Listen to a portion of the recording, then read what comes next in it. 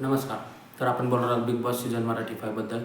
तर समोरच्या एपिसोडमध्ये खूप काही बघायला भेटलं. अनफेअरनेस, बिग बॉसचा अनफेअरनेससुद्धा बघायला भेटला. तर तर बिग बॉसने वर्षाताईंसोबत कसं अनफेअर केलं आहे आपण हे पाहणार आहोत.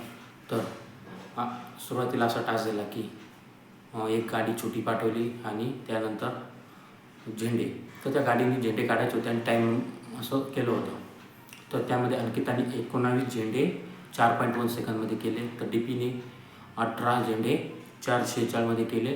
त्यानंतर वर्षाताईने 19 झेंडे 6.34 याच्यात केले. सूरजने 20 झेंडे 4.4 सेकंदात केले.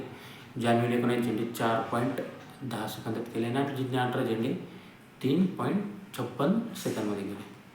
तर असं होतं. तर सगळे आहेत यंग वर्षाताई सोडून.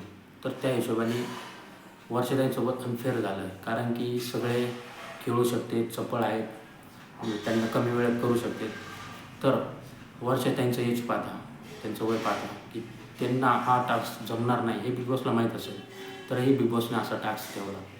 त्याच्यामुळं असं वाटतं की वर्षाताईंसोबत अनफेअर झालेलं आहे. आणि तसंही आपल्याला दिसलं, कारण की त्या दमल्या होत्या. त्यानंतर त्यांना 19 झेंडे 6.34 सेकंद लागले. बाकीच्यांच्या कंपॅरिझन तर खूप जास्त टाईम गेला, असं होतं ते. त्याच्यामुळं असं मला वाटतं की बिग बॉसने वर्षाताईंसोबत अनफेअर केलेलं आहे.